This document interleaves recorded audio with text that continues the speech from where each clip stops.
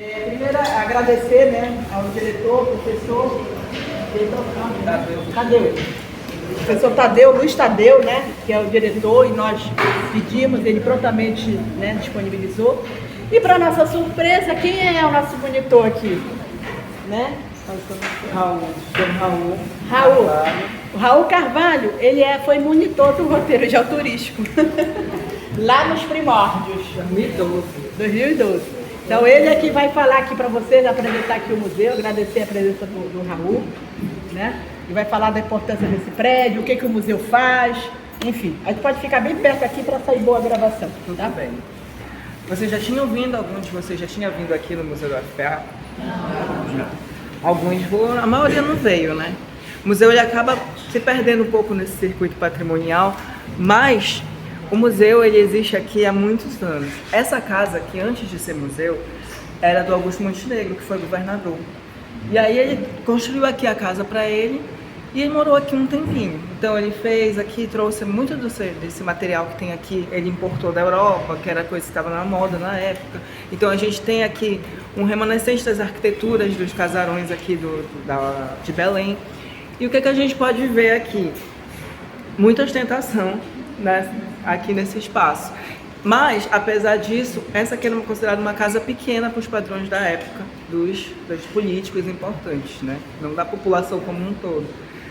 E aqui a gente teve a morada dele por um tempo, ali era o gabinete, lá em cima eram os quartos, aqui era a sala, para cá, depois vocês vão poder caminhar, era a sala de jantar.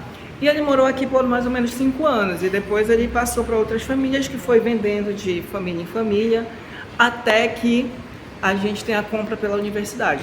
Na época, a Universidade do Pará, e depois foi federalizado e virou Universidade Federal do Pará.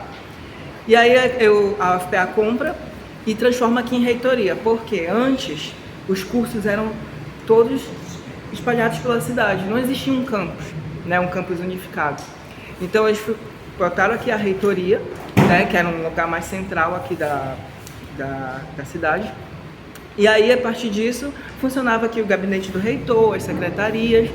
Com o tempo, quando a universidade comprou lá o espaço que vai ser o campus do Guamá, comprou aquele terreno e começou a construir o campus, a reitoria passa para lá e aqui vira museu, já em 84.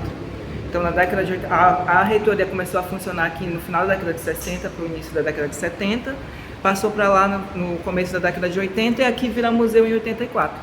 E aqui a gente tem esse espaço onde a UFPA começa a trabalhar com a questão da arte, principalmente aqui nesse museu. E aí a gente tem a construção de todo o acervo, então a gente tem uma reserva técnica com um acervo com mais de 5.000 peças, incluindo obras de arte, obras históricas, artigos arqueológicos também. Então a gente tem essa crescente aqui da construção do acervo da universidade e também do espaço como um espaço museológico. Né? Então aqui, se vocês forem ver, e aí eu acho que vocês podem depois dar uma caminhada aqui, a gente tem um resquício do que foi daquela época da Belle Époque e também da arquitetura eclética, que era a arquitetura que estava em voga naquela época. Então a gente tem, acho que vocês fizeram essa caminhada aqui pelo bairro também, e vocês podem ver que existem outros casarões aqui, que são desse mesmo período, e eles têm uma aparência muito parecida, né, porque era o que estava em voga, e aqui a gente tem esse remanescente dessa arquitetura. O que acontece? A gente não tem tudo dessa arquitetura como era naquela época, por questões de deterioração do tempo, mas também teve um período em que o espaço ficou fechado, então muita coisa se perdeu, e teve também um período em que houve a ditadura militar e a gente teve a repintura desse prédio como um todo.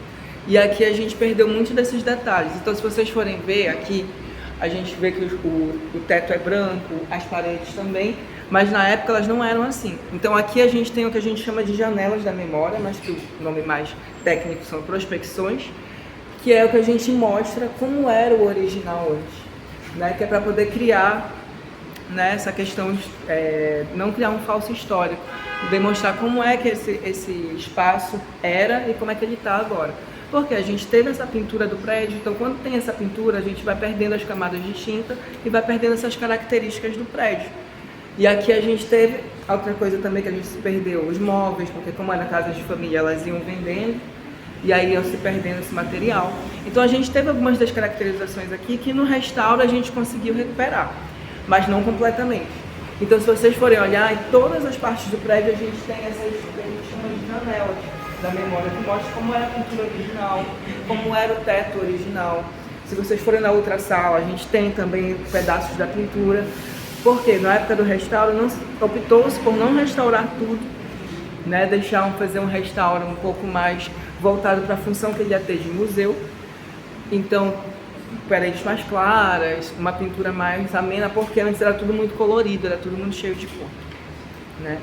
E aí eu acho que a gente pode fazer uma visita aqui no espaço, se vocês quiserem, e a gente pode ir mostrando outras partes.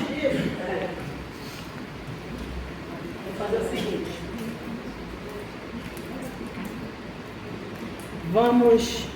Antes, vou deixar para vocês fazerem a visita, depois que a gente já fazer o sorteio e finalizar. Porque aí depois, quem quiser fazer a visita, alguns já tem horário, tem que sair, né? Acho que é melhor.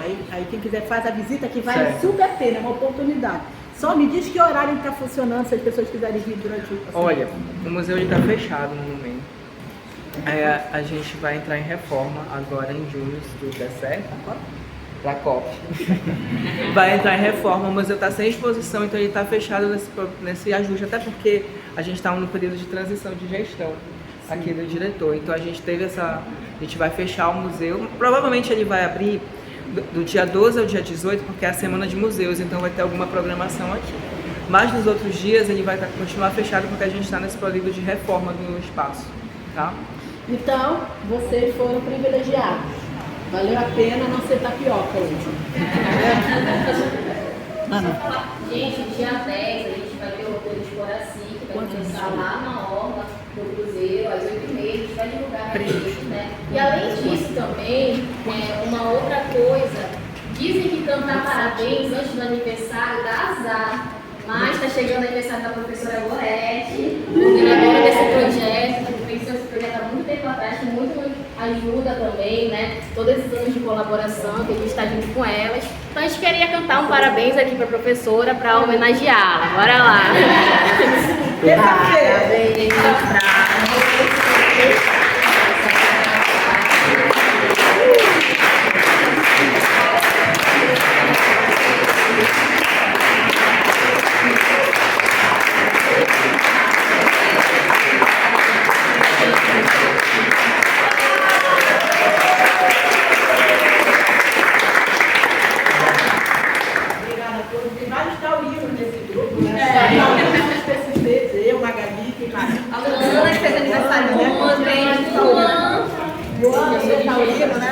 Não que os outros não sejam, mas os taurinos são mais persistentes.